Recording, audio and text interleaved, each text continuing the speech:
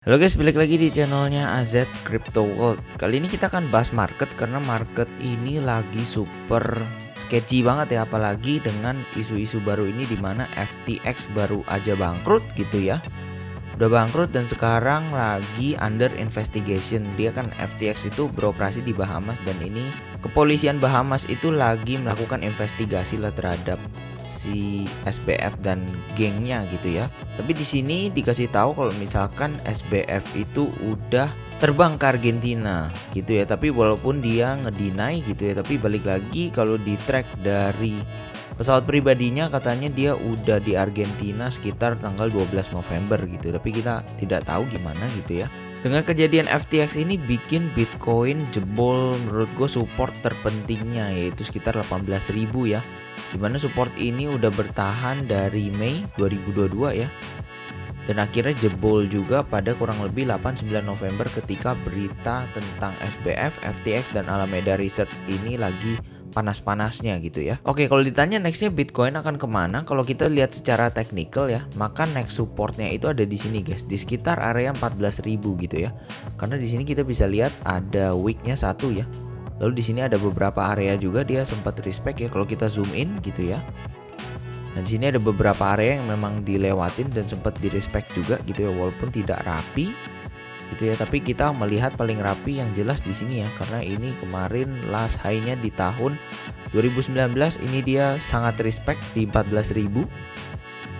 Lalu setelah itu turun dan ini sempat retest juga di area sini ya sekitar 13 sampai 14.000. Menurut gue itu support yang cukup kuat harusnya ya. Karena kemarin setelah lewat support 13-14.000 dia nggak pernah retest lagi gitu. Mungkin di sini dibikin untuk retest gitu ya.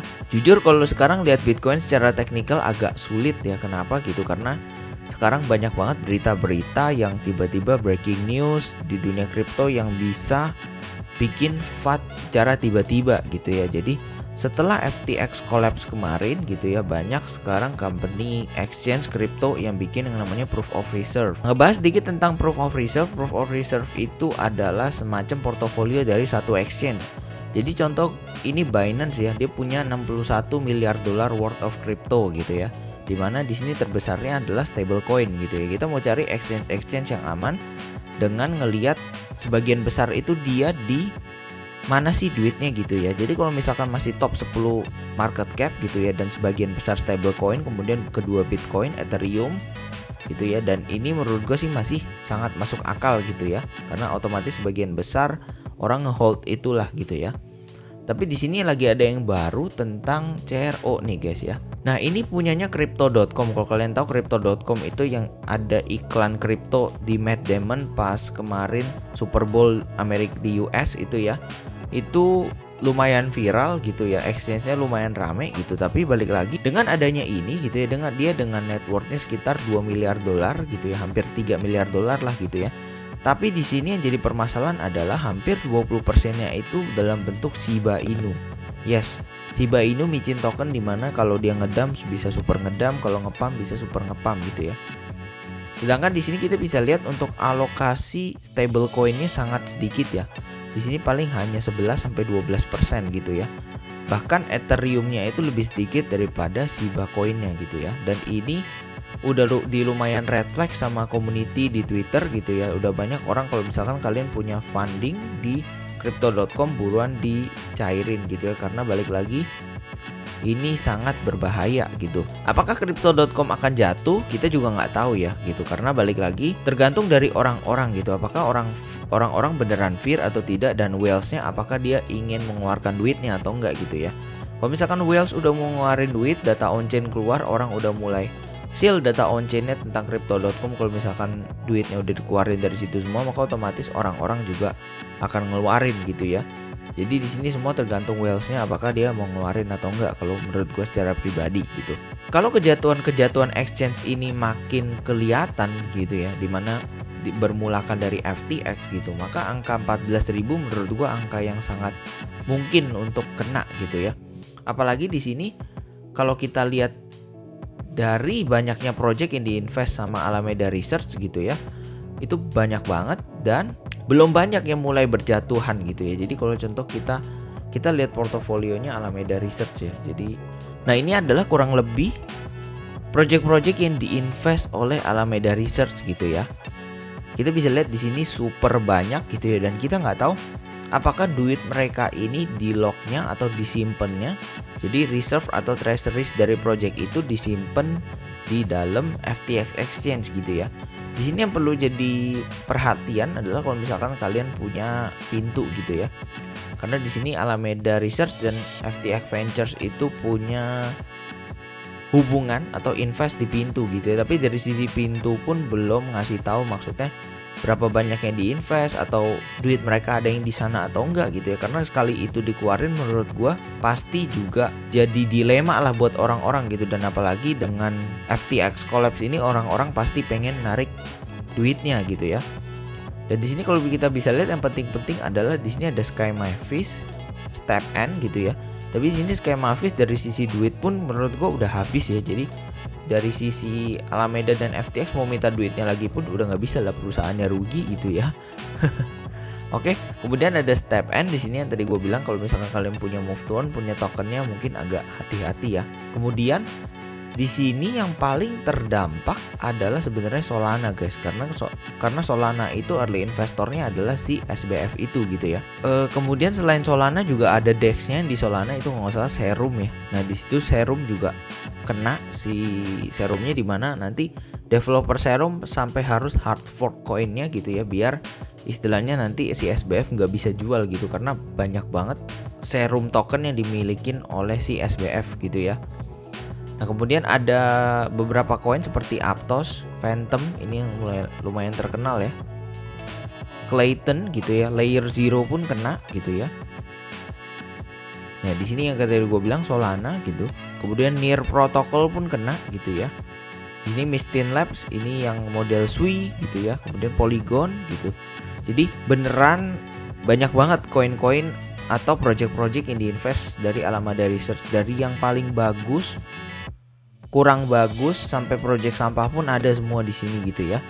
Karena balik lagi ya duitnya pakai duit member yang deposit ke FTX exchange-nya gitu ya. Makanya nggak heran duitnya banyak karena mereka menginvest menggunakan duitnya member gitu ya. Jadi kalau misalkan efek domino ini terus berlanjut, maka kita bisa lihat Bitcoin bener-bener di bawah 12.000, di bawah 14.000, bahkan dia ke area 10.000 pun itu sangat memungkinkan gitu ya. Pertanyaannya adalah apakah kita siap kalau misalkan ke situ ya. Makanya di sini gua mau ngasih tahu kalau misalkan jangan beli di satu area gitu ya. Contoh ada influencer A, B, C, D, E gitu ya bilang oh contoh support kuat di 14.000 pasti kuat apa segala macam, gak akan jebol gitu. Balik lagi kita nggak tahu FAT yang terbentuk di market itu bisa kapan aja, bisa secara instan bahkan menggerakkan market gitu. Jadi menurut gua kalian harus hati-hati, dan misalkan kalau mau beli budayakan untuk yang dari dulu selalu gue bilang DCA gitu ya. Walaupun gue udah bilang DCA contoh dari 25.000 ataupun anggaplah dari 30.000 gitu ya, dan sekarang harganya istilahnya udah hampir halving, gak masalah gitu gue ya, karena gue pun sendiri melakukan ini gitu ya. Tapi balik lagi, dana yang gue lakukan untuk DCA itu benar-benar sudah termanage dengan baik ya. Jadi istilahnya dari atas sampai bawah ini, dana yang gue udah lakukan untuk DCA itu untuk Bitcoin ya, itu hampir 40 sampai dengan 50%. Jadi sekarang gue masih punya dana reserve untuk DCA Bitcoin gitu ya, itu 50% gitu. Dan gue siap sih kalau misalkan dia harus turun lagi sampai dengan istilahnya harga 14.000, 10.000 gitu ya. Nah nanti kalau misalkan di bawah 10.000 mungkin gue baru mulai pusing karena dana gue sudah mulai mengering gitu ya. Nah cuma balik lagi, makanya di sini gue selalu bilang untuk lakukan DCA secara bijak gitu ya. Dan juga jangan FOMO sama sekali di market ini, karena jujur market kayak gini bisa sangat panjang gitu ya. Lalu kemudian juga kalau kalian sempat dengar AXS itu sempat ngepam ya. Di sini gue pengen nunjukin chartnya, dimana di sini ngepam hampir 50% gitu ya. Nah faktanya adalah kenapa dia ngepam 50% gini. Jadi ada tweet orang gitu ya menyatakan kenapa sih AXS pam gitu ya. Karena jadi ada API key yang bocor gitu ya. Jadi orang ini punya jutaan dolar di akun Binance-nya dan API key-nya itu bocor gitu ya. Dan di sini udah dibilang sama Binance kalau misalkan API key itunya bocor dan yang bikin AXS Pump ini karena adalah si Skyrex ini ya. Jadi crypto trading bot platform gitu ya, dimana dia punya akses bebas terhadap akun orang ini gitu ya, dan dia beli AXS secara mendadak gitu ya, secara banyak, lalu tiba-tiba nge-pump begini banyak gitu ya, dan otomatis orang melihat pump ini ya orang ngejual gitu ya. Jadi istilahnya sekarang dia rugi lumayan banyak, pasti rugi hampir 50% ya, karena ngepumpnya sampai 14, dia udah beli di 9 dan sekarang udah di 7 gitu ya. Pasti ngepumpnya lumayan gitu ya. Jadi jangan berharap, maksudnya aksi di bear market doing so well gitu ya, oh ya ngepump segala macam. Gua kasih tahu kalian semua enggak gitu ya. Kita bisa lihat project-project GameFi udah banyak banget yang mati gitu ya. Kita melihat dari sisi dimana sekarang GameFi itu udah mulai kurang aktif ya. Jadi apalagi aksi gitu ya. Dengan banyak YouTuber di luar sana masih yakin banget dengan SLP dan AXS-nya, jujur gue sudah nggak yakin sih dengan istilahnya GameFi kayak gini gitu. Jadi mending kita nantinya kedepannya kita nyari GameFi baru yang lebih baik, yang lebih bagus, yang lebih nguntungin dari sisi user dan juga developmentnya gitu ya. Kemudian dengan SLP, jadi video kemarin gue ada bahas tentang SLP gitu ya. Apakah SLP masih mati buat lu kelihatannya gitu ya? Menurut gue SLP masih mati gitu ya, nothing change gitu. Paling di sini ngepump orang berspekulasi ngikutan, tapi balik lagi tidak ada yang terjadi, tidak ada yang extraordinary, orang ujung-ujungnya juga ngedam gitu ya. Dan ini seperti gue bilang, kalau misalkan jebol ini dia akan bikin low baru, dimana ya di belakangnya kita bisa lihat yang nggak ada low baru sama sekali. Jadi ini dia akan turun, kita tidak tahu sampai mana karena tidak ada support yang menopang lagi di bawah gitu ya. Jadi balik lagi buat yang nyangkut segala macam, dari dulu gue udah bilang udah pindahin mending ke Bitcoin. Jadi kalau misalkan kalian belinya Bitcoin, mungkin kalian minus baru mungkin sampai dengan 40-30% gitu ya. Tapi kalau kalian SLP ini minusnya menurut gua unlimited gitu ya. Jadi udah lupakan aja gitu sih ya guys ya. Jadi sekarang menurut gua data ekonomi Amerika itu ya terkait dengan CPI, inflasi segala macam itu hampir nggak ada hubungannya dengan kripto lagi. Kenapa gitu ya? Karena sekarang kita itu udah mengalami yang namanya black swan sendiri gitu ya, dimana kejadian collapse-nya FTX ini bikin market kripto ngedam gitu ya. Sedangkan kemarin kalau kita bisa lihat harga USD itu dia lumayan naik ya. Kita bisa lihat DXY itu terkoreksi gitu ya. Tapi di sini ya, nih DXY kan mulai banyak nih terkoreksinya gitu ya. Tapi crypto market nggak naik, bahkan nggak mantul gitu, karena balik lagi kita sedang dalam kondisi fear gitu ya. Dan menurut gue ini adalah waktu yang tepat untuk kalau kalian misalkan mau akumulasi gitu ya, bahkan mau akumulasi lebih banyak, itu gue suggest untuk lakukan itu gitu ya. Karena kalau misalkan dia turun ke 10.000 pun balik lagi kita lakukan yang namanya DCA gitu ya, bukan kita HK di satu tempat secara full power gitu ya. Kalau misalkan nggak ada modal, gimana nggak ada modal ya otomatis kita kerja, gue juga sambil kerja yang lain gitu ya. Jadi nggak semata-mata mengandalkan kripto, karena balik lagi dunia kerja beneran tetap diutamakan, jangan sampai kripto ini mengganggu dunia kerja kalian yang sebenarnya. Makanya kita lakukan DCA agar kita lebih plong lah. Jadi setiap saat kita punya modal, setiap saat kita mau serok itu bisa gitu ya.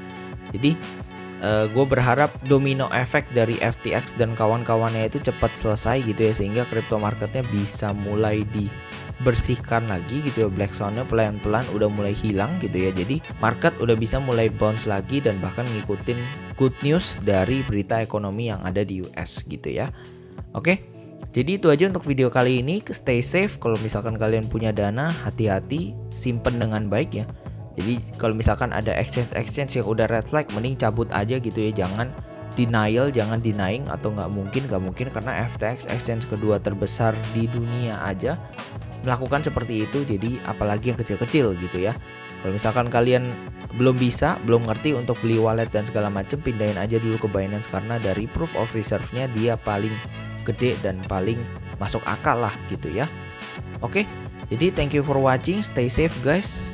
Jangan lupa untuk like, comment, dan subscribe. See you kalian di video-video lainnya. Bye.